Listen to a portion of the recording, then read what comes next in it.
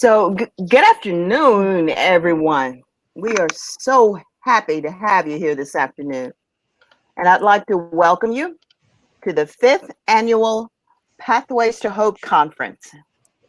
My name is Carol Hollins, and I will be your session Ask the Question moderator. Think about that. So please listen carefully to the session instruction. For those of you who need CEUs for LPC, LMFT, and our social work, please enter the sign-in code that I'm going to announce shortly. Please enter it into the sign-in link that you're going to find in the chat box. The sign-in link will be live for about 15 minutes. Also, listen for the sign out code to place in the sign out link found in the chat box. And that's going to be towards the end of session. Again, the link will be live for about 15 minutes. You'll also need to provide your name and the license types for your CEUs when you fill out the conference evaluation at the end of the conference. You must complete the conference evaluation for your CEU to be processed. You will receive your CEU certificates as soon as possible after the conference at the email address that you used to register. We do hope that everyone, regardless of CEUs, will complete the conference evaluation. The conference evaluation link will be posted in the chat box in the last session each day and on our Pathways website for those who don't attend the entire day. Now, throughout the conference, please only use the Ask the Question box to post questions for our speakers that are related to their presentations. Use the chat box to engage with other participants or to ask technical questions, and to find the CEU sign in and sign out links.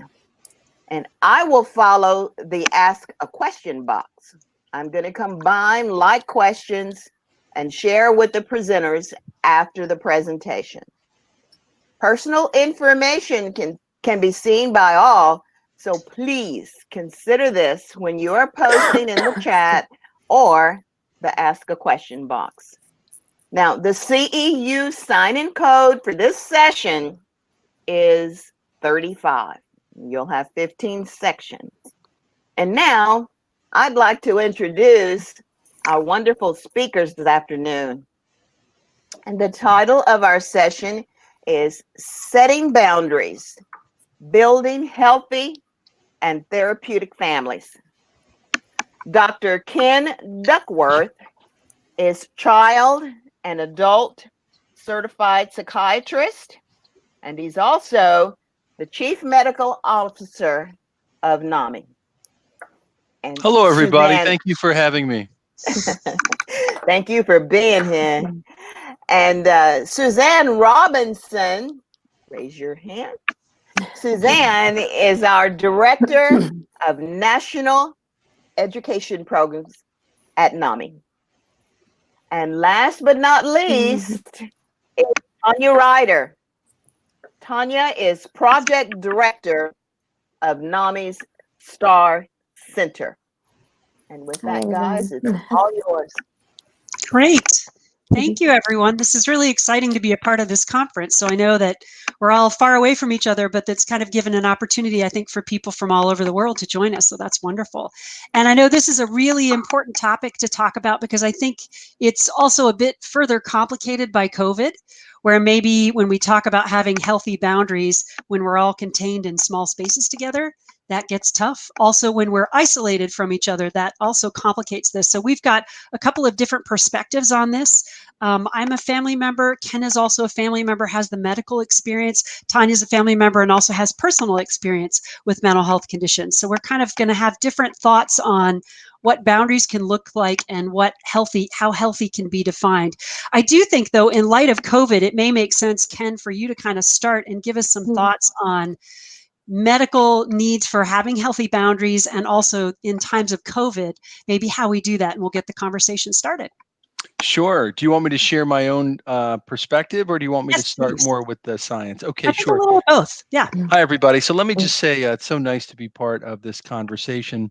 I recall well how fabulous NAMI San Antonio was in helping me find speakers and researchers for the convention, which was back in the day in San Antonio, but I was very impressed with your organization and the people that you had put together. So I want to thank you for that. So my personal perspective, and I'll try to tie COVID into it. So I was a child, and this is in the pre-NAMI days, if you can imagine such a world. It's like the pre-COVID days or the pre-internet days. And my family, of course, didn't benefit from the education, support, and advocacy that has become the cornerstones of NAMI. And so I'm going to make a safe statement. It's difficult for children to set boundaries. So my father was a wonderful man, but periodically became quite ill, psychosis, hospitalizations for months and months at a time, and my family couldn't talk about it. So my self-care is a little bit distorted in a way. I became a psychiatrist to help him. And then I learned that medical school culture has nothing to do with self-care. So the journey for me to find NAMI was actually my best effort to try to understand self-care. So, boundaries and self care, a very important topic. But I'll just start by saying on the COVID side, there was a CDC study that came out last week. And I was interviewed by CNN.com if you're interested in my commentary on it.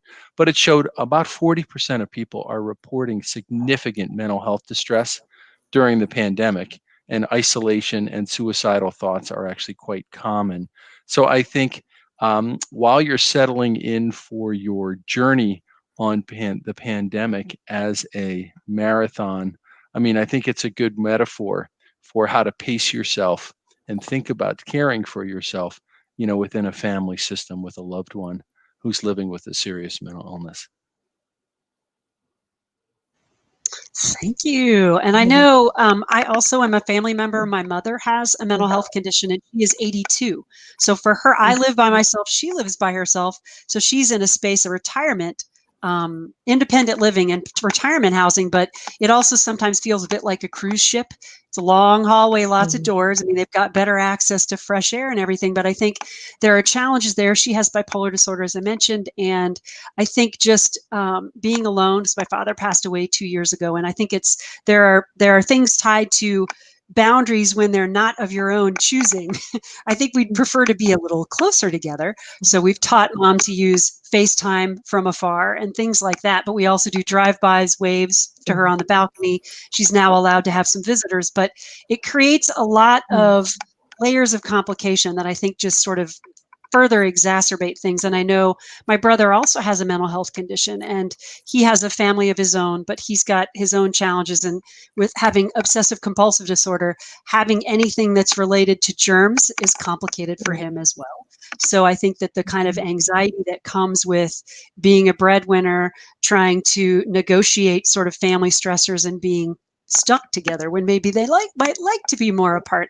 I think that creates some other challenges too. But I also think while we certainly talk about the family perspective of creating boundaries and finding those healthy spaces, I think it's also important to think about the perspective of the individual, which we invited Tanya to be a part of this conversation too, because I think sometimes maybe we as family members can become part of the problem with sort of stress management and kind of allowing people to find their own healthy space, their own safe space. And I don't know, Tanya, if you want to kind of talk a little bit about that. Yeah, absolutely. Well, I'm a person diagnosed with bipolar disorder, and actually my sister as well, and my mom had severe depression. So it was a little difficult for us to really be able to know how to set those boundaries when we were just dealing within the family structure, trying to figure out, this is going on. And it's been referenced in a previous session, being a Latina and growing up with that, there is certainly a level of stigma, of not feeling comfortable about talking about it, about, hey, let's pray it away, those types of things. And so having to figure out, how do I create those boundaries for myself, by also understanding that they're not in a position to know what healthy boundaries look like. And so trying to navigate, okay, I want to get healthy, but I also want them to get healthy. How do we do this? And that's a very difficult thing to do when you're surrounded by that. So I think it's definitely one of those things that we've talked a lot about community and the importance of community. So, essentially trying to find healthy people that can help you during this process. And I'm grateful that I was able to do that. And being in that position, I was able to help them navigate a little bit through, navigate better through their wellness and helping them in their recovery. And I think, Tanya, that really speaks to, and I think, Ken, you could talk about this as well, that sometimes the supports you create are by choice. Yes. It may not be your biological relation, because at some point there may be a time when, like, if my brother or my mom is really having a difficult time, I may not be able to go to them and kind of have a kind of reciprocal supporting relationship. It may be more of a caregiving mode, in which case I may need to seek support outside of my immediate circle. And I think, Tanya, I know you and I have talked a lot about that, about kind of creating those supports of choice, because maybe if the boundaries can't kind of maintain their healthy distance, that you kind of come up with what are the supports that I need? Where do I find that help? And I know we've talked a little bit about faith and all of those things, but it's different for different people. So I don't know if you can speak a little bit to that, Tanya, and then. Yeah, absolutely. Well, definitely my faith has been, I would say, everything. I wouldn't be here today without my faith. That's something that has really been my anchor during difficult times. It's been kind of my lighthouse in darkness, and being able to reach out to individuals in my faith community, that was a pivotal part of me being able to get healthy myself and be able to come back and, help my family in the best way that I could. Of course, setting boundaries and recognizing there's only so much that you can do. But for me, the importance of community is something that we've talked about. It's been a theme in the conference, and it's really important. Even if you don't have that with biological family, you can find your people, you find your tribe, you have your people, and that can be found in your faith community, in other parts of your community, also colleagues. I've been blessed to work with so many people that have become a lot of my peer support. They've become my community, and I call them my family. And Ken, I know you and I both grew up in a household with a parent who had, I think your father also had bipolar disorder, and that yes, can he mean did. My mom was hospitalized for depression, and so finding NAMI was an unbelievable gift for me, because the older generation, the generation before me, couldn't really take this up. And when I was living with this experience in college, little did I know that people in Wisconsin were forming what is now NAMI. I felt profoundly alone, and I couldn't identify anybody to talk to at the time. So this is early 80s, late 70s. And I think that, NAMI as a group has provided a vehicle where, by giving to others, you can find your own center around this. I do want to say that I went to medical school. It cost me $300,000. When people ask me, how do you get a family member to take their medicines, I say, don't do what I did. I moved to Boston so I could say I'm going to Harvard. I'm a Harvard psychiatrist. Dad, I love you, and I'm a Harvard psychiatrist. I really, really want you to take your lithium. It's interesting, I took it pretty far, and so it was a very expensive way to get somebody to to engage in treatment. But I will say he did know I loved him, and I think love, more than my unusual effort to find a way to help him resulted in our finally talking about it on his deathbed. And that's really not an exaggeration. I told him I was going to hop on the next flight, and he looked at me and he said, "I'm really sorry about all those hard times." And it was an unbelievable gift to me, after 50 years of devoting my professional life to trying to make sense of this for myself, for him, and then this gift of NAMI. And I feel like, it speaks to the point that, if you stay with it, sometimes you can get an outcome that might be healing for you. Because literally, he used to ask me how the operating room was going. And I said, "Dad, I'm a psychiatrist. I work on assertive community treatment team. We don't do operations." I think he really, really was hoping I'd be a cardiologist, right? So, I think it just speaks to so much about the shame and the vulnerability that he felt. And I think that notion of kind of keeping it quiet, it's interesting because I think all three of us were kind of driven into the mental health field based on some of our personal experiences. And I know for me, I got my master's in social work. I went the administration track because for me personally, doing the clinical side was too personal. I figured I would cry through everyone's appointment because it's so much of what my experience is. But I also remember too, to your point, Ken, about some of the training. I thought some of the sort of the studies we did, the field studies and things, I thought they were hilarious because they were all sort of on page 1, here's the situation presented. On page 2, everybody gets all the help they need between 9 and 5. And then on page 3, the whole thing is solved and everybody just walks home and says, this is great. And I always thought that was hilarious because I felt like I was far more prepared for the work that I do from my personal experience and the experience of other people I encountered than I ever was with what I studied. Not to say that Ohio State wasn't great. And I know I'm among Longhorns and all sorts of other sports fans, but it's one of those things where it's very fascinating how much the personal experience can inform the approach you take, not only if you do clinical services, if you do support services, if you do program development like Tanya and I have tended to do. It's just really different. It informs you in a different way, but I would definitely agree that NAMI was a life-changing experience. I became a teacher for one of our programs in '98, and it's add one life-changing. more little piece. Yeah. I Oh, yeah. naively wrote in my essay to become a psychiatrist that I wanted to understand people like my dad. And I thought with this experience, I might be of some help to a few of them. And this essay was ignored by the best psychiatry residencies in America. And I was humiliated at a world famous facility where I was told this was a terrible reason to become a psychiatrist. I asked the very famous person what was a good reason. And he was impressed by my question. He really thought about it. I don't think anybody ever challenged him on this. And he said, well, maybe if your father was a psychiatrist. So this person was not thinking about the workforce shortage that we were facing. And of the 20 interviews I did, only one person said, gee, I wonder, I think this might be helpful. I think you might actually know something, but everybody else, I had 18 ignores, 1 humiliation, and 1 support. And so it just speaks to how far we've come. Now it's pretty ordinary in applications to medical school or mental health training of all kinds, social work, psychiatry, psychology, whatever it is, to talk about your personal or family experience. And I think NAMI owns some of that. I went to Michigan, by the way. I know we're going to have trouble with some of the crowd.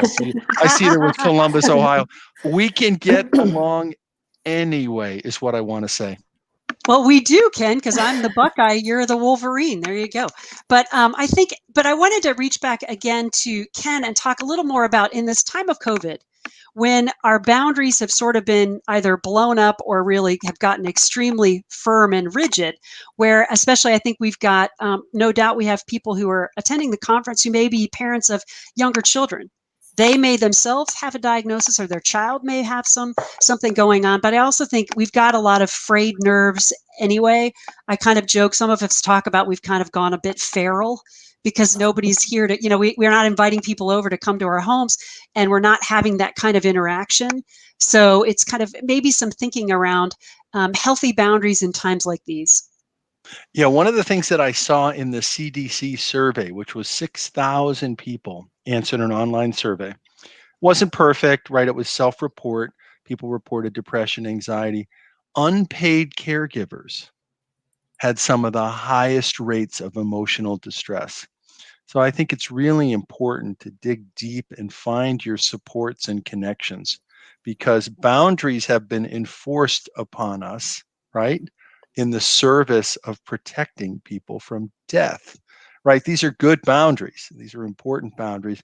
But I think psychologically, we're very social people, we humans. And I think it's been a tremendous challenge for people. And I see people beginning to make the leap from the acute, I can do anything for 2 months, to, oh, this is going to be life for a while. As businesses announce they're not reopening their office, that sort of thing. So I think connection, exercise, feeling part of something bigger than yourself. I have watched Groundhog Day. It didn't help, right? I thought it might be therapeutic. I watched Das Boot, which is a claustrophobic film of German people inside of a submarine because I felt like I wasn't leaving my house. That didn't help either. So I'm trying different things, but mostly it's love, connection, and this gift that is NAMI, which has sustained me. Tanya, how about you? What have you Yeah, found?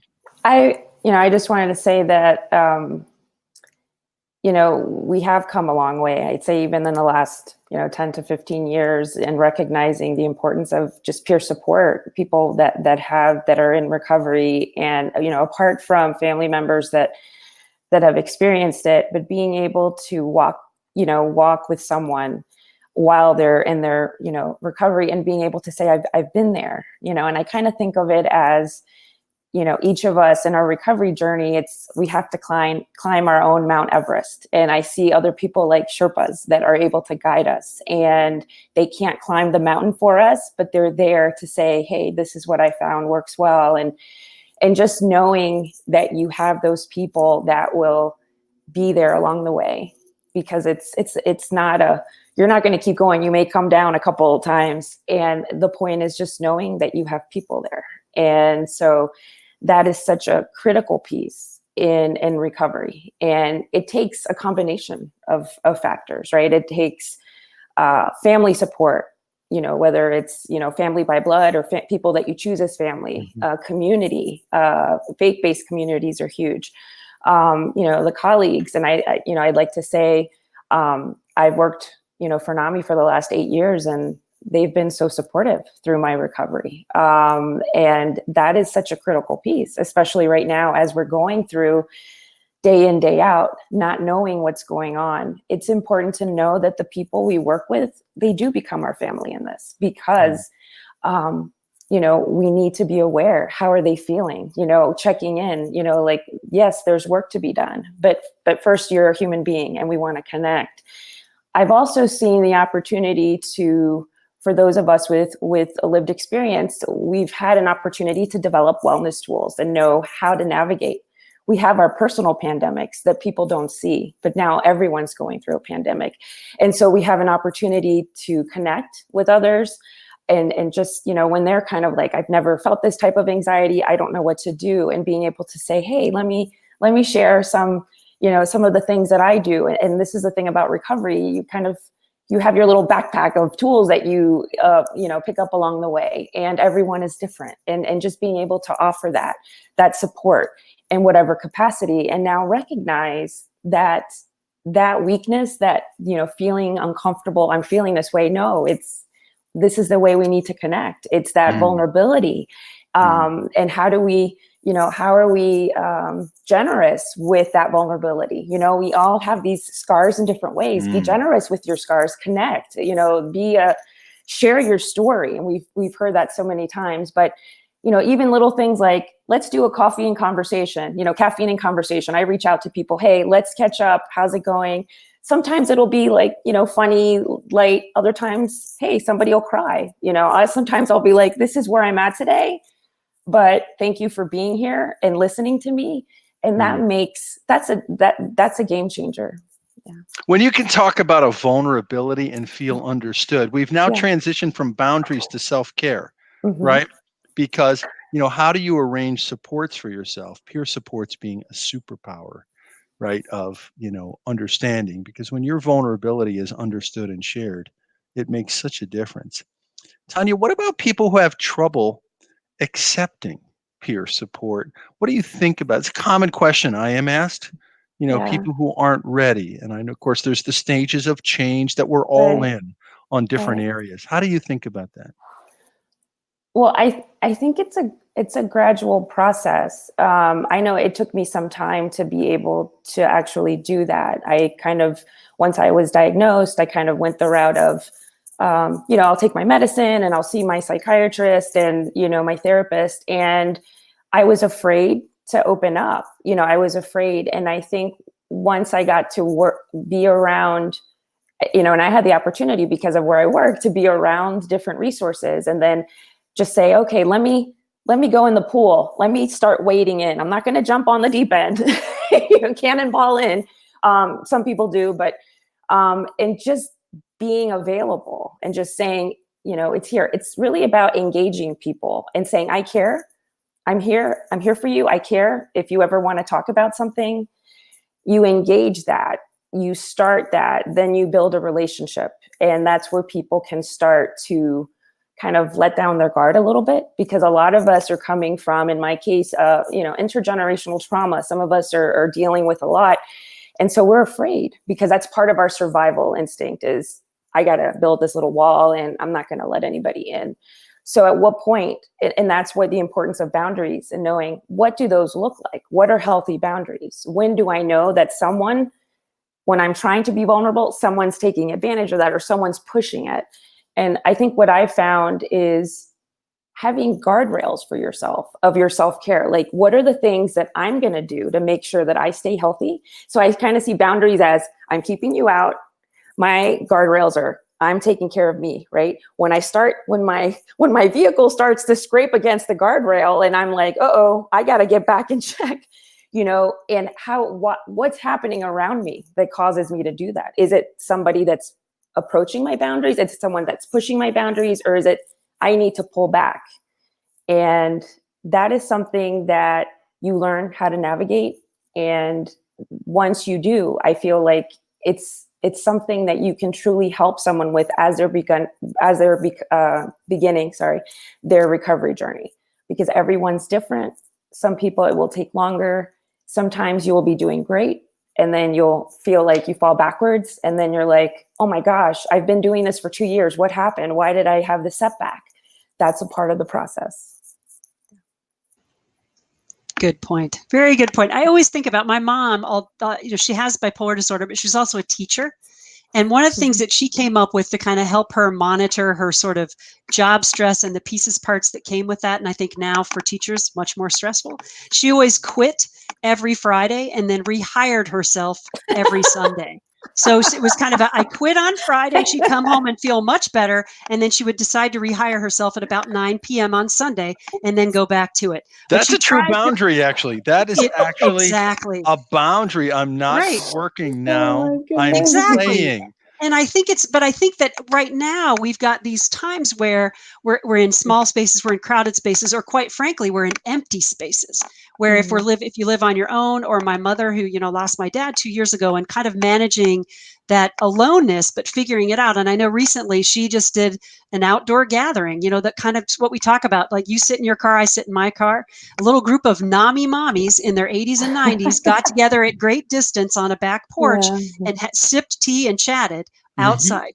But I mean, it's those little things and figuring out where's your comfort level, because I also understand that we have a fair number of people who have compromised immune systems. And I think that sometimes people who have a mental health condition may have a further compromised immune system based on some side effects or other health concerns they have. So I think when we think about those healthy boundaries, the safety boundaries that we're putting up, but how we keep those, we break down some of those social issues, because again, not everyone has that opportunity to have enough time on their cell phone to be able to make those connections. So how do we do it otherwise? If it's telephone, whatever it is. I mean, and thinking about that, and I know, thank you so much for what you said, Tanya, about kind of that creating that space and figuring out what are your barriers, what's your safety spot, and what's your moment when you say, I'm starting to scrape, I'm going to pull over here. Because I know, and you and I've talked about that too, sometimes when you've got relatives who are at great distance. Yeah. Because I know you've got family in Colombia, you've got folks you're trying to figure out, how do I connect? How do we stay connected? But then we're also getting screen fatigue. So that's another part of this too. I think it's a lot about eye drops these days. But I know in my family, it tends to be, I've created a small bubble with my mom, just because with my brother has too much, both my brothers have too much exposure. So they do more the drive-by FaceTime, and I'm the person who does the personal connection with my mom. And I think we kind of figure out those things, but it's a lot about those daily calls. And I think all of us do those things. But when we think about, particularly Ken, again, with that contained spaces, parents, small kids, managing the school thing, finding the balance, and just the general stress people are experiencing, even without a mental health diagnosis. I want to sing out the Ask the Expert next Thursday, the 27th. We have Megan Walls, who will be talking about parenting school kids, whether remotely or sending them to school, with all the attendant challenges of that. And, it will speak to children without emotional vulnerabilities, but also will include the added burden that caregivers and parents face with that. So that's next Thursday. Go to NAMI.org/Ask the Expert, sign right up. She's terrific. And, I feel like we're in continuous process of trying to listen to what people are asking us and finding people to talk about it. Because I do think having young children right now is really intense. And the NAMI basics utilization is up quite substantially during this time, which is a real tribute to Terry Brister and all the people who've worked on that. I also wanted to add really the importance of taking time to slow down and talk to your children. I mean, they're sponges. They feel what you're feeling, whether or not you're actually saying anything. And I think, there's a lot going on. We still have to continue with work and school and all these different things. And I know teachers are navigating this, trying to figure out, people are frustrated and everything seems a bit discombobulated. And I think if we all take an opportunity, and I know, we've talked a lot about hope. I mean, the conference is called Pathways to Hope. And then Dr. Petty this morning talked about peace, the importance of peace. You need peace. And you need peace within you to be able to maintain that sense of hope, to be able to encourage your family, to be able to encourage your kids. And so just to remember to take this time to have conversations. How are you feeling? Are you feeling, and just being, again, having an opportunity to sit down with your kids instead of them saying, like, oh, you're still on a call or you're on another Zoom call. And, a couple times I've had to tell my youngest daughter, I'm like, okay, I got to work from this time to this time, and I have her doing something. And I'm like, you have some ideas, some things you want to show me? Here, write it down on this, and it's called the parking lot. Put down everything you want to talk to me about. And when I have this little break at this time, I'm going to go back and you got my full attention, Sonia, and then she can. You're very vehicular. Guardrails, parking lot, right? Like I see it. Right. But the guardrails are also helpful, in your framing to your children, as I hear it. Right. Yeah. Here's what I'm doing. 3:00, we're good to go. Yeah. Well, and I'm sorry. Go ahead. No, go ahead. I was just going to say, keeping with that, right now, a lot of us are, and I know I find myself, I have moments of just spirit, like intensity, and that's part of navigating my mental health condition and knowing how my brain works and knowing that sometimes I'm very intense and I need to kind of, slow it down a bit. But being able to say, I work, if I'm at an intense time where I have deadlines, I have things, it's like a car going around the racetrack, right? And I'm just going to stick with it, right? Going with it, double down. Yeah. But what happens with the race cars? They have to go into the body shop. They need maintenance. They need time. So just keep in mind the speed that we go. If we're going to push through, hey, I got 2 or 3 days of solid, crazy time, prepare for it. I'm a big planner and preparer, GTD weekly review and then just a weekly preview. And knowing what's ahead, you can better plan, and working with your family and figuring out, I have 3 intense days, I'm going to need some downtime. That is part of your wellness, knowing that you have that and being able to plan for that. And how do husbands and wives and other family members, how do you plan that out? You need to talk about it. And because otherwise you're making assumptions like, oh, I'm going to be so tired, but then you didn't communicate that to the other person and, your partner. And so they're like, well, who's going to make dinner? Well, who's going to do this? And those are other little stresses that already add on to all the stress that we already have. So just making sure that everyone is clear on this is the game plan. And this is how I talk, like, this is our team. Okay. My husband, okay, head coach. I'm the other coach. We got the kids. This is our team. This is our game plan. It might change. Most likely it will change, but just knowing what are the things that we need to work together with and being able to plan around that, because you can't really have the same type of schedule that we once had. Things are shifting, but just knowing we do have family time in the evening. Don't know what time. Used to be 6:30. We'd have dinner and do that. But just knowing there's these like rituals that we do as a family, different things. So we can just hold on to, we'll get those things done. They're a part of our day. We just don't know when. We're going to have to move them around, and I talk about like little Lego blocks, move things around, and it's okay because it's still part of everything that we're building, as a family. So. I think it's also about, again, finding that space for yourself. If you're in a caregiving mode, or if you are somebody who has a mental health condition of your own or symptoms or just the general stress, finding the space to kind of open up. I know one of the things I do, take a lot of walks. If I see something pretty, I take a picture. Lots of pictures of flowers, pictures of kid art on the street, the chalk art. People are getting creative. In my community, a lot of people are putting painted rocks with little messages everywhere. So taking pictures of that, and I start sharing it all. I haven't painted anything yet, but again, but I think it's also doing that. And sometimes you find funny things or just something you can share, kindness. There's a one house, they've been putting in their window, in their big picture window, a thought of the day. And one that I thought was very charming the other day was, do you remember when you were a child and every pair of your underwear had the day of the week on it? Wouldn't that be helpful now? Yeah. And I just was chuckling standing in front of this house. But I think it's finding the little things, because I think sometimes the big things we don't really have access to. And Suzanne, even if it means we can't be together, do things together. but every day feels like Tuesday. So how does that work? Or Monday, really. Well, yeah. Yeah, that's true. That's true. Just but saying. I think, yeah, I think it's sometimes about finding, to Tanya's point and also to Ken's, is finding that space to take care of your own well-being and that self-care, and modeling that for other people that you're with. Because I think sometimes we get worked up quickly and it starts to feel so out of control, and there's so little that we can control, and the anxiety around everything that's happening. And it's not just COVID, it's also the protests that are happening, and the unrest, and the fact that, wherever you fall in politics, election year means we're all getting hit with ads and all this stuff, and it's overwhelming. So I think it's stepping back. I remember one time, and Ken, you can maybe speak to this, for my mom, her psychiatrist prescribed that she shouldn't watch news 24 hours a day. Said, yes. And I ask you, as your prescription, to turn off the news sometimes, because I think we get this sense of urgency that there's something we don't know. We've got to keep watching, and you start to realize it is a cycle. And it's very repetitive. So step back, take some time, maybe don't watch it, maybe listen to it on the radio or whatever, and maybe, do what you need to do to maintain that, because I think we can get caught in all those things. Well, I think the idea of knowing yourself and how to modulate yourself, right? So, I have learned about myself in the 6 months. I do the media before breakfast. I used to treat the media like strong coffee, no coffee after 5 p.m.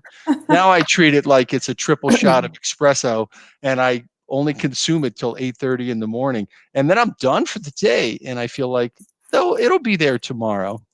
And even though I help NAMI with all kinds of social media and writing on the website, I actually don't do social media because I have found that it's distressing to me. And that's not just me. That's just me, Ken. That's not advice. But I think, I think the goal is to understand enough about what works for you to formulate a bit of a plan. I think it's important, Suzanne, to your point about taking pictures and noticing little things. Speaking of rocks with little sayings, with little words on them, our team, we got these little rocks that say, one says strength and one says shenanigans.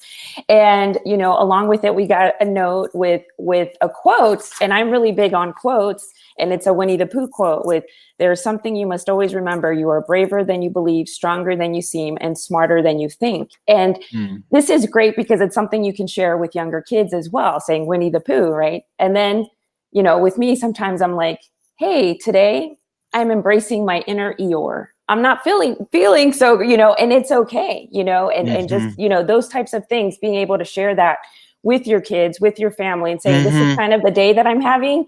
So let's work through it, and being very open and honest about where you are with your energy levels. Your children will appreciate that. And they Winnie the will. Pooh is essentially using cognitive behavioral techniques. Check your automatic negative thinking. Be Yes. aware of your distressing thoughts as a Yes. river flowing by you. Do not swim in the river. Like, you need to know, like, something catastrophic could happen and you need to act in accordance with that. But the idea of your automatic negative thinking. So Winnie the Pooh is actually pretty good, just from a cognitive behavioral perspective. The other thing I'd like to also mention is, we talked about in some of the other sessions, they talked about prayer and meditation and the importance of that. How do you start your morning? In my case, I read my Bible, and I look at scripture, and it's something, to me, I meditate on scripture. That's what I do. And so whatever, people decide, could it be a positive affirmation? What are the things that you have around you that you begin the morning really focusing on, refilling yourself? We've seen so many times, you can't pour from an empty cup. That's part of our self-care. But part of it is, we need to be refreshed every day. We don't know what's coming our way. And so finding what works best for you, preparing, getting up before, let's say, the kids get up or something like that, and just saying, I need this time for myself to, in my case, it's reading scripture and reading a devotional, drinking my coffee, and being able to kind of equip myself for the day. And there's going to be days where you're going to feel stronger than other days. But doing that for yourself, I found it makes a huge difference. I find that if I missed a day or something happened and I didn't have that time to spend in prayer and meditating, it makes a difference. I mean, people will know there's a difference in me, when I haven't done that. So I just want to encourage, I know as parents and caregivers, we have that sense of, we want to, help everyone and do everything, but we really just take a moment. And I do want to say this term that I heard from, I think, Pastor Michael Todd, and I participated, virtually, the Global Leadership Conference earlier this month, and he talked about finding your pace of grace. He's like, everyone needs to slow down. We are running a marathon at a sprint speed, and this isn't going to work for everyone. So finding that pace of grace, taking time to connect, with God, with just finding out what needs to get done, what can wait, and what doesn't need to get done. And that's sometimes more important, because everybody's like, I got all this to do and I got to get it done and I have so much. Look at that and figure out, because right now, I know we're always thinking about productivity, but we need to find more kind of personalism. We have to connect more on a personal level. Things will get done at the pace they need to get done, but you really need to be able to gauge that for yourself. And then you set the tone for the people around you. And that will allow you to get more done, to get the right things done, to make sure you're taking care of yourself while you're doing this. And so that's a huge thing. That's something that stuck in my mind. There were so many great speakers at this conference, but I just remember pace of grace. And when I find myself getting, I call it a little spinny, when my mind is moving too fast, slow down and take time. I call it pause and pray. That's for me. I go, okay, I got to pause and pray, and then kind of find that pace. Just taking the time to breathe. Sometimes I think a lot of us don't do that because we're kind of rushing, even if we're in a tiny space. Everything feels so urgent or overwhelming. Where do we begin? And we all have these grand ideas too of, on the weekend, I'll get all these projects done. I say, forgive yourself. Don't worry about it. Go feral. It's all good. But I think it's also that idea of, also, to your point, kind of that sometimes we are supporting others who are trying to figure out what their boundaries are and what that healthy space is. So I think sometimes that can also tap us out, whether we've got direct caregiving responsibilities like I do with my mom. Although, again, she's very capable, but she doesn't drive. So, I'm doing shopping and those kinds of things for two people, but all workable. But figuring out, how do you do that on your own terms, and figuring out what your availability is, and, what time do I turn off the cell phone? What do I need to do for me? and figuring out what is that and how do I balance that out? How do I have grown-up conversations if I'm surrounded by little people? How do I create that space? It's all of those things.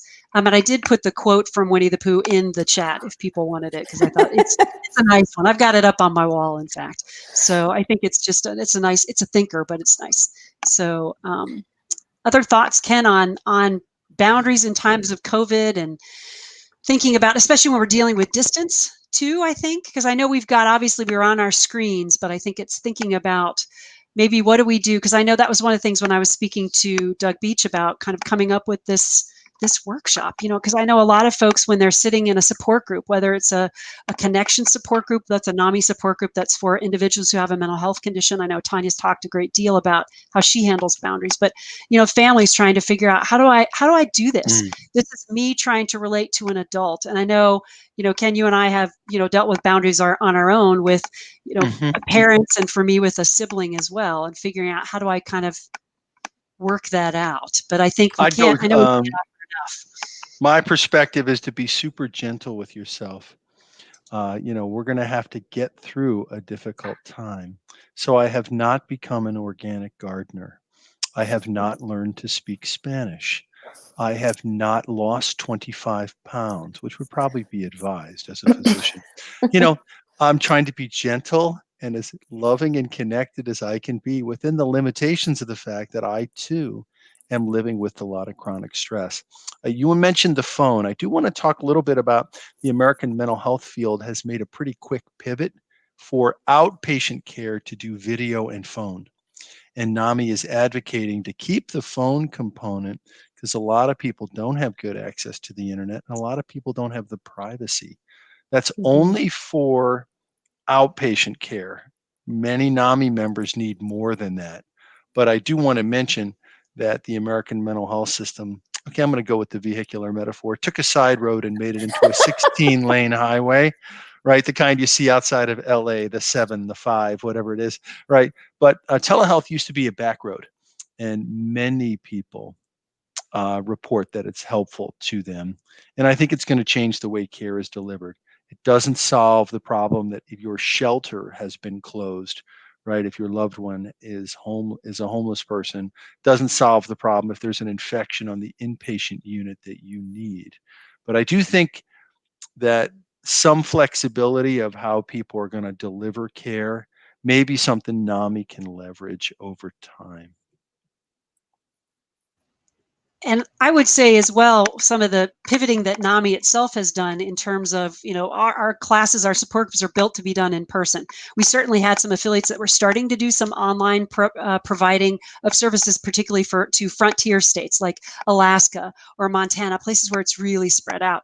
But I think that what COVID has shown us is that this may be the best way to reach some people well into the future. And I think that a lot of this providing services online, doing conferences like this online, because if you think about it, yes, it's hard not to be together, but this conference is much bigger. A lot more people are having the opportunity to learn this information and engage with each other. Speakers, I know there was a speaker from Scotland, for goodness sakes. That would be hard to do typically. So this is really wonderful. The theologian is going to come and we're going to hear from this person.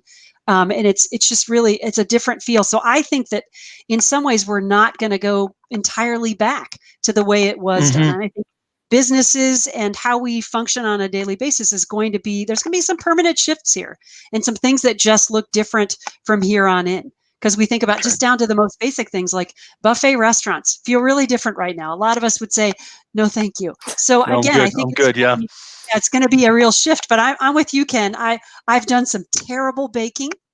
I've done a tremendous amount of carb loading, which, so it's kind of, I'm not sure that I'm going for that healthy. unknown marathon right ahead of you. Exactly. One of these days it's going to be here. You never know. Exactly. And I think it's more complicated when you're living on your own and you're doing baking because who's going to eat it? Just me. So thankfully it was bad. So it was all good. But yeah. Well, I just wanted to say one of the biggest, I think, struggles people, especially when they're starting out, like in recovery and kind of afraid, is showing up in person and saying, oh, I'm going to go to a group, I'm going to talk to people. And it's overwhelming and people have a high level of anxiety, but being able to, hey, there's a peer support group or, there's a NAMI group, let me see how that is. And, you know, right away, the facilitator, the trainer is saying, you don't want to put your video on. You don't want to say anything. That's okay. You can be here with us and you can listen. And having that, being able to do that, that's that person's ability to kind of, you know, dip their toe, you know, in the water and say, you know what, I'm feeling good about this. And just coming back until they build up to that point where they can put their camera on or say something. It's important because that connection means something. If we look at it, ultimately, the outcome is connection. Whether it's a text message, it's That's a conversation, it's a video, stay connected. We need to feel connected. You know, my husband and I are raising my nephew, and, you know, a while back, he got in trouble with, you know, his phone and he couldn't communicate with his girlfriend. I'm like, write her a letter. You know, Old school. it's okay. Old school. And guess what? They started writing. So I'm like, you connected, you got that letter, you felt cared about. So that's the outcome. Be connected. What does that look like? It's going to be different in different ways, you know, different families. But I think people are being open to that. And you can no longer say, well, you know, everyone's running around before. How's everything going? I'm busy, you know, wearing their busy badge. No one has time to do anything. Well, guess what? Now, you know, 15 minutes instead of me getting in the car and driving to see you in traffic, I can spend those 15 minutes having caffeine and conversation with you, right? Drinking my coffee. We can talk. Oh my gosh, the kids, I got to go. Okay, bye. But we talked, you know, or we connected. So finding those small wedges of, you know, kind of white space in your day, whether it's self-care for yourself or being able to reach out to someone. And just, I've said to people, hey, thinking of you, text message, thinking of you, little heart emoji or something, just so that they know I'm thinking about them. I might not be able to talk or at the moment, or they can't, but just knowing that people need to feel really connected, more so now, more than ever. And I think one of the other things, while there certainly are limitations to doing things like this, not everyone has, again, the bandwidth, the internet to connect, but there are also groups of people that we are reaching for the very first time. The person who couldn't come to a support group or a class because maybe they had a transportation concern, or they're caring for someone else, or they've got mobility concerns, or all of those things.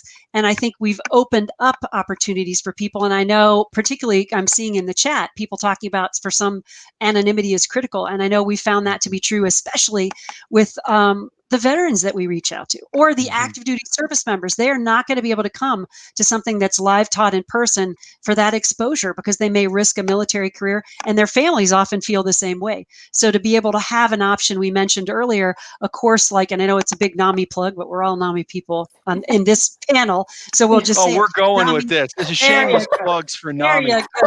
No holds barred. Come on. I put the link in here already, but, you know, NAMI Basics on Demand is a course that is focusing on parents and caregivers of children who have a mental health concern. They may have symptoms, no diagnosis yet, but it's a self-paced course. So I do this on my own time. If midnight is the best time for me and I've got 15 minutes, I can do it in chunks. We're working on our program, adapting our program called NAMI Homefront, which the target audience for that one is military veteran families and caregivers, so the family side of things. And we're also doing a component that is an adaptation of our NAMI peer-to-peer program, which is for the individual who has a mental health condition, and we're creating military context for that. So again, that will be an on-demand course, meaning it will be online, asynchronous. So you do it in the order you choose, at the pace you choose, at the time you choose. So that would allow us then to reach out to active duty folks who can stay completely anonymous.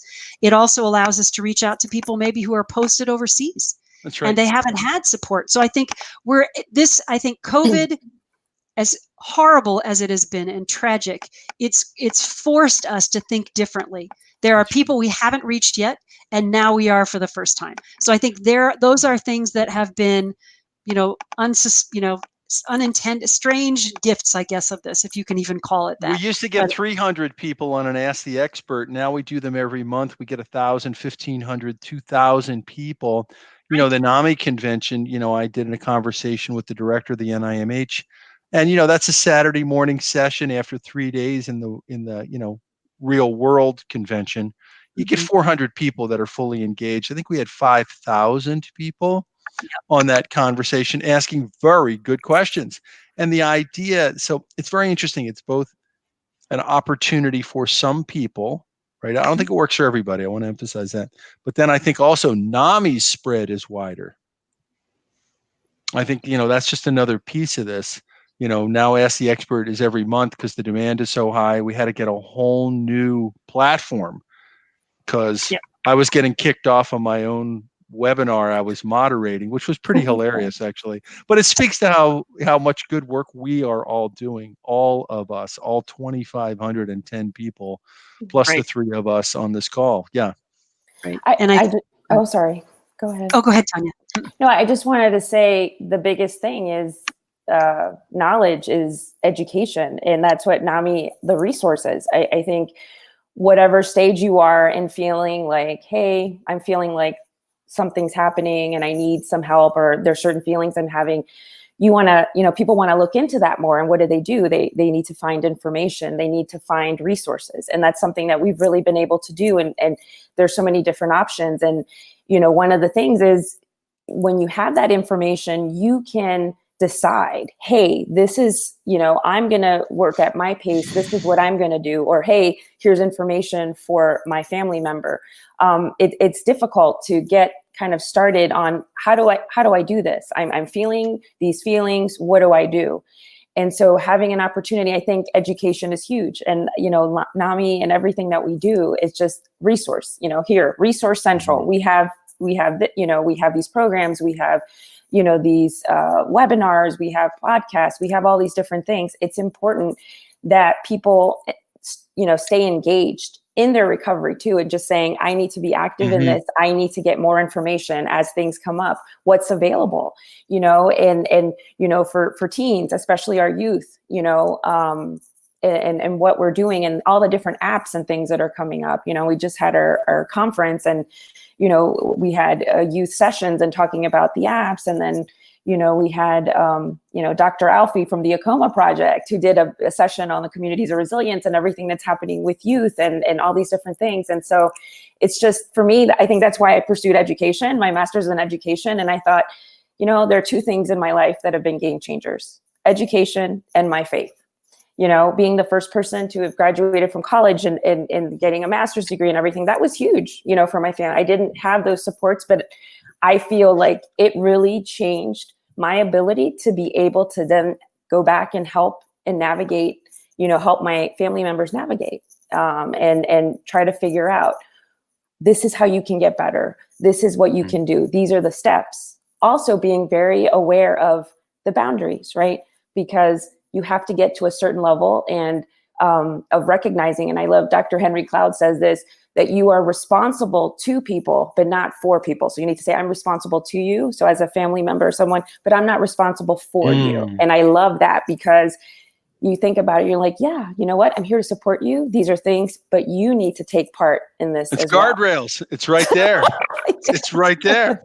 Guardrails. And I think it also speaks a little bit to, if possible, to be able to negotiate those boundaries together. Yeah.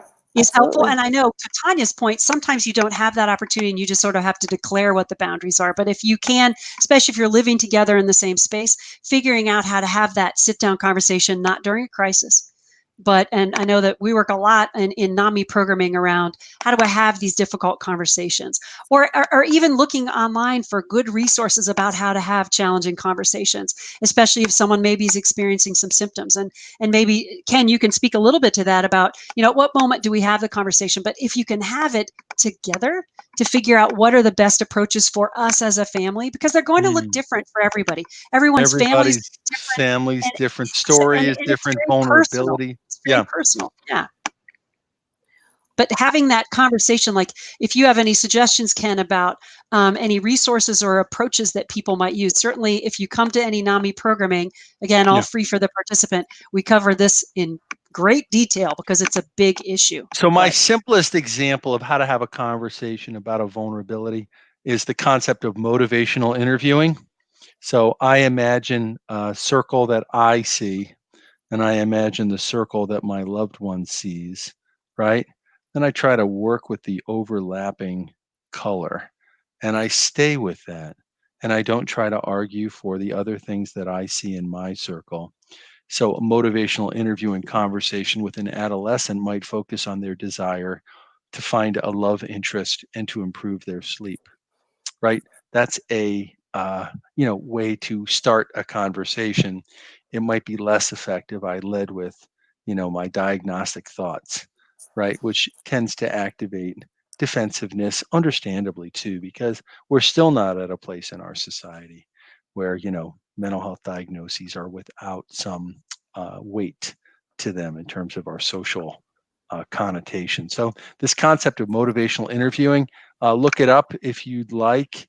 It was developed for people with addiction, and it highlights the stages of change that people are in. So pre-contemplation, contemplation, early action, relapse, recovery, and prevention. Relapse prevention, right? So the idea is we're all in different stages of change around different aspects of things we'd like to work on in our lives. So you might be in an active quitting role of your um, alcohol, for instance, and been in recovery for a decade, but you might still be smoking. And so it's quite possible that you're pre-contemplative for one risk and another. The same can be true for the acceptance of mental health conditions, right? And that can vary over time with people. And I saw this with many people at NAMI and with my own dad. There are windows of conversation. And what I tell parents is when this is happening with your child, it will always be at the worst possible time for you. You will always be on a deadline. You will always be, right, just about to do a performance. And the idea is when the child comes to you as a parent and says, I want to talk about my deep negative thoughts, you have to find a way to do it. Might be a parking lot, but the parking lot can't be 3 weeks from now. The parking lot could be in, 25 minutes when I'm done with the latest performance or demand. Driving in a car, I'm going to, one more time, I I'm was just sorry, going to say that is the brought best brought place to to have you those by the Ford Motor Company, right? This NAMI presentation, where they're not a sponsor, we got to get to work, right? Tesla, anyway. So one of the beautiful things is, people are less defensive when they're facing in the same direction. This is the bus stop model of clinical care. So when you're sitting across from a therapist, it may or may not feel too intimate, but when you are both faced away, and in Good Will Hunting, Robin Williams did this to great effect, at the Boston, duck pond, right? They were on a bench facing away, and the bench position is well known in the mental health field for engaging people who may have high levels of defensiveness. Vehicles are natural supports for that. It's so funny. Like, you see this lovely NAMI San Antonio invite. You have no idea we're going to go into a car metaphor for virtually the entire thing, but I enjoyed it, and I hope you did too. Went deep into. I'm sorry. I just wanted to add that, sometimes just sitting down and just saying, hey, what's on your mind, to your kid. Let's be honest. Like, how are you feeling? Like, it's okay. You're not going to get in trouble. Just saying, like, because, and just even with your family members, this is really how I'm feeling. Not, okay, yeah, I'm going to say, okay, and I can do this and I can do this. And because ultimately you have to gauge, what, I got to be honest, this is happening for a long time. Like, being authentic about what my needs are, and then trying to figure out, these are your needs, these are my needs. Like, what can we do? We're there to help each other. We're a team. But then what do you do? And just, having the ability to just sit there and really talk about openly. And, sometimes with the kids in the car, when we're going like long car rides, I'm like, okay, it's time to have a conversation, and we call it the vault. What happens, what we talk about in the car, like, stays within the family. But it's an opportunity for people to just, hey, this is how I'm feeling, and even between each other with siblings and, my nephew and everything, just saying, hey, this is kind of bugging me right now. Like, can we do something about it? And just waiting, like, not waiting until things get so bad that you kind of, blow up. So it's really important now that everybody's like around each other all the time. And that we just say, you know what, I need a break. I'm going to go, I don't know, go sit in the closet or some, go downstairs, and I'm just going to be by myself, whatever it is. Be honest about it. It's okay. And just leave it up to the people around you to be able to, and you know, I always start by sharing myself, because then I feel like I'm being vulnerable. You can be That's right. vulnerable too. Well, it models. I think the Mhm. idea is if you can keep the conversation going, Mm-hmm. there will be moments when people feel safe. They will come to you to have the conversation. Mm-hmm. And I think part of that in those conversations too is knowing when not to say something. Give a little people a little bit of space. Don't fill all that space. We talk a lot about that in NAMI programs, and I think that's just good communication skills too. Is give people that time. Don't assume what they're going to say next, or why they're upset. We can guess, but we may not know. There may be parts we don't know, and I think that can make for better boundary development. Now, Carol, I don't know if you wanted us to take some questions, or because I know we're got about 10 minutes.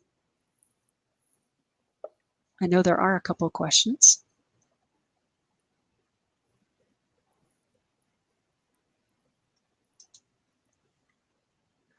I mean, I can pull them up. I'm not sure if Carol's having some audio problems. So one question's on here is, what do you do with cascading stress? I live in California. We're in the midst of wildfires, evacuations, power outages, on top of COVID elections and Black Lives Matters. It feels like uncertainty and chaos on steroids. So Ken, I don't know if you want to start with that one. Well, obviously very difficult circumstances. And, on the serenity prayer, some of these things are out of our control, right? And that requires a lot of radical acceptance. So many of you know Marshall Linehan, who invented DBT, the two streams of dialectical behavior therapy, which has been shown in randomized controlled trials to reduce the outcome of suicide compared to the best psychotherapists in Seattle. It's a quite remarkable study. The idea is there's two streams that you're engaging in. You're going to work to change, and you're going to live in acceptance of what is happening. I think this is an extremely stressful time in America for a lot of people for a lot of reasons. I don't think job loss was mentioned, grief from losing people from this virus. I mean, I think this is an extraordinarily difficult time for people. So, I can't give advice, how best to manage these multiple factors, but certainly connection, exercise, being mindful of sleep, participating in something bigger than yourself. Like, what a gift this is, for us to be part of this conversation, right? We're talking about the problems that are real. And I just think if you can remember the DBT idea that you can't control everything or change everything, but you are devoted to changing what you can, and you also live in acceptance, this is a very difficult time. You're not trying to deny the reality, and you're also committed to change, but that doesn't mean everything will change for you at this moment. Well, what comes to mind, Ken, while you say that is, maintaining hope when there's a lot of fear. And so we have to really have that sense of faith. And I just thought of, the Stockdale paradox, Admiral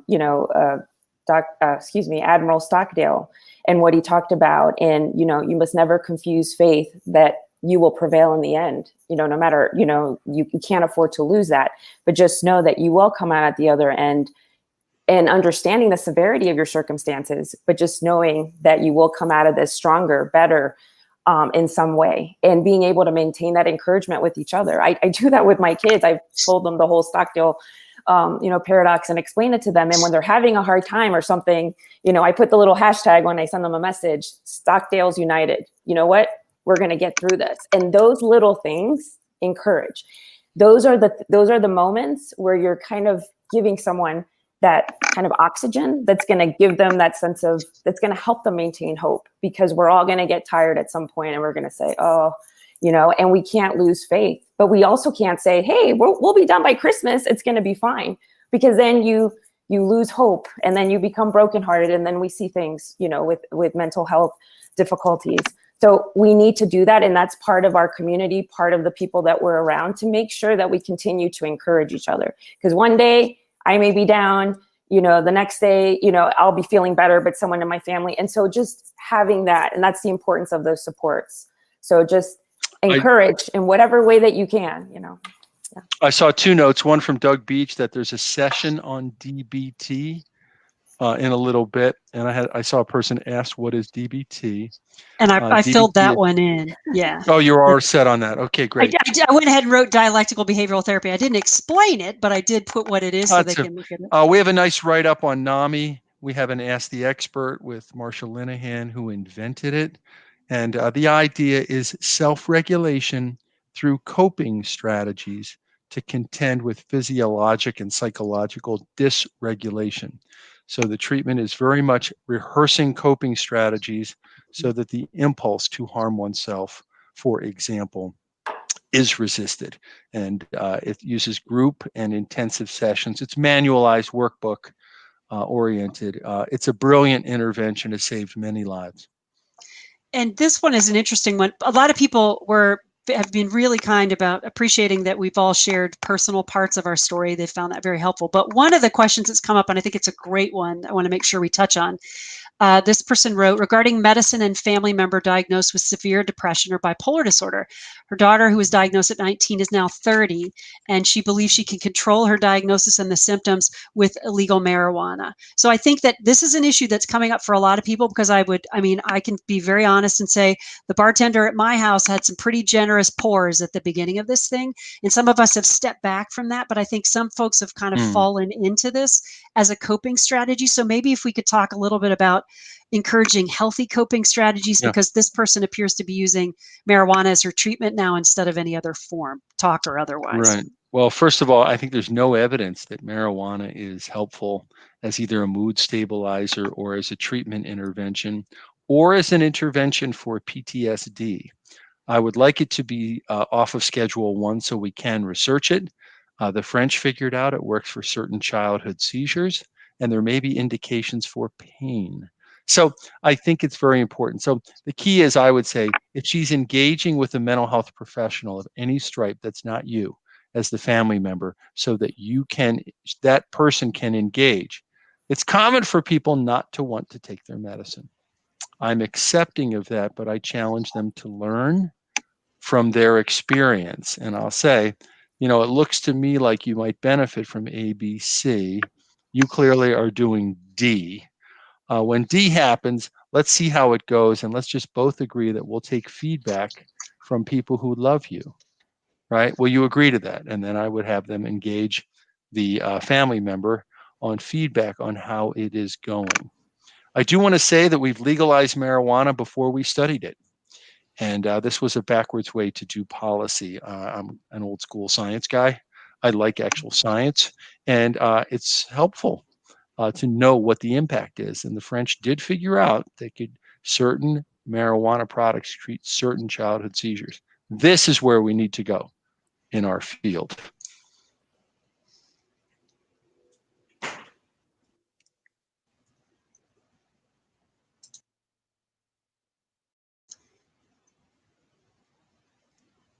If Carol's audio is still not working, oh, there she goes. Great.